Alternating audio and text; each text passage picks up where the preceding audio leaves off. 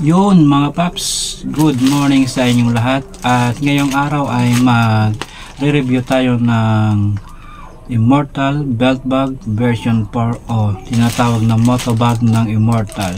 At ngayon mga paps ay papakita ko sa inyo kung ano-ano ang pwede mong ilagay sa bag na ito.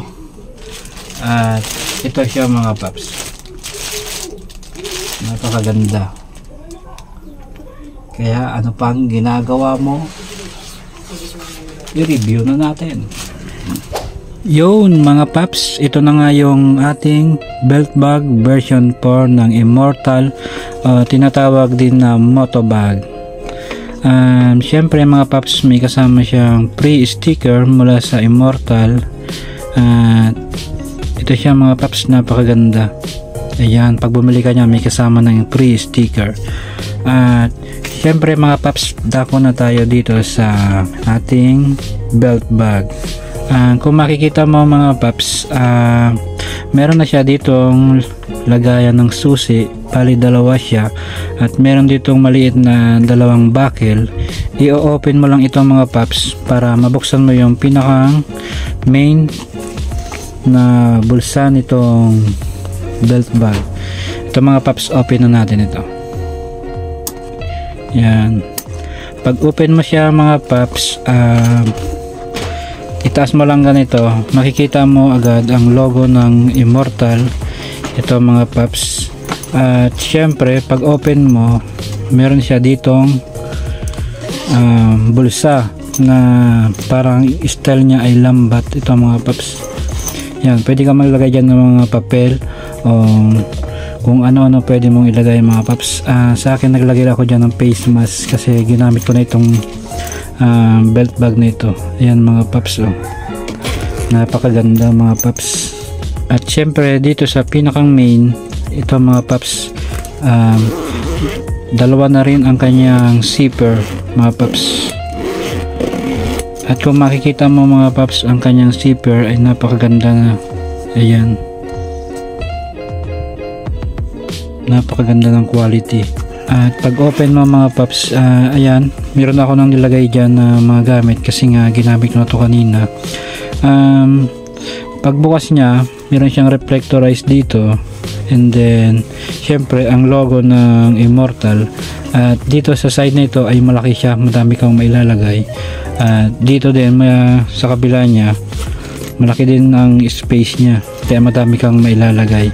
At dito sa lining na red ay meron siyang two side na bulsa. Ito mga paps, pwede mo siyang lagyan.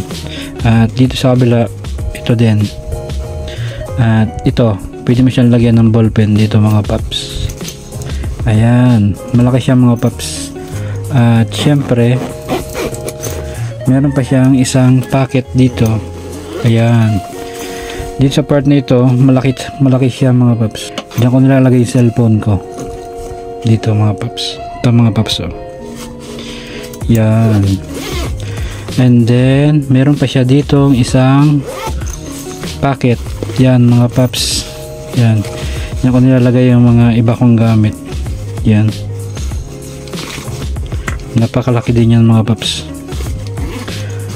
At syempre mga paps, meron din siya ditong reflectorize. Ito, yan, reflectorize siyang white line na yan.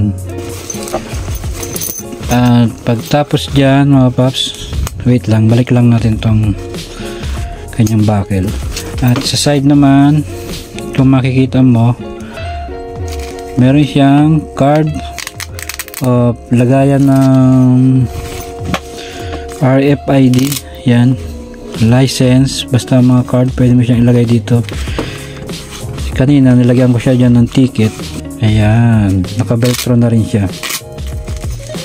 At sa side na ito ay meron din siyang reflectorize. At meron din siyang higpitan dito mga paps. Yan, kung palalakihin mo o tama lang. At sa kabilang side, another reflectorize at adjacent sa pampalaki at pampaliit. At dito nilasabitan siya ng ball pen mga paps. Ito. At sa side, Yan, may zipper na pwede mong lagyan ng mga coins. Yan mga paps. At syempre meron din sa likod na another zipper. Yan mga paps, pwede mong lagyan ng kung ano-ano mga important na gamit. Yan, at kung mapapansin mo mga paps, malapad na din siya, kaya iwas sakit sa bewang. Yan, napakasulit talaga ng Immortal. At kung makikita mo mga paps, napakaganda ng buckle nya. Yan, ito nga pala ay kasya sa mga matataba o sa mga slim, basta naluluwagan naman siya mga paps. At shinor ng Immortal na magkakasya sa iyo tong belt bag na ito. Yan mga paps. At sa ilalim meron din siyang higpitan. O yan, para sa pampaliit at pampalaki mga paps. Ayan. At isa pa sa na-improve ng Immortal, talagang napakaganda, ay ang kung makita mo itong tatak ng Immortal na ito ay embroidered na siya mga paps.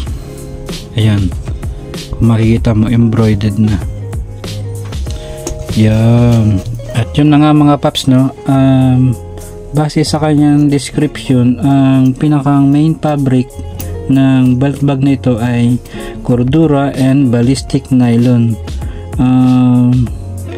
Sa lining naman ay microfiber, water repellent, car cover quality.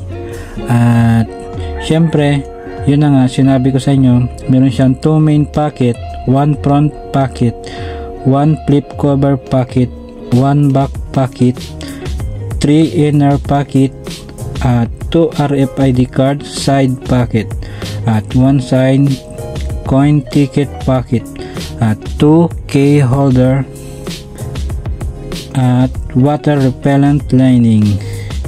Yon mga paps, napaka-solid nitong Immortal belt bag version 4 na ito. Kaya ano pang hinihintay nyo? Bumili na kayo mga paps, di kayo magsisisi. Ayan, sa quality. At yon lamang mga paps, dito ko natatapusin ang aking video. Maraming salamat at ingat kayong lahat at Happy New Year, ride safe. At isingit ko lang mga paps, ito nga apply naka YKK zipper na din.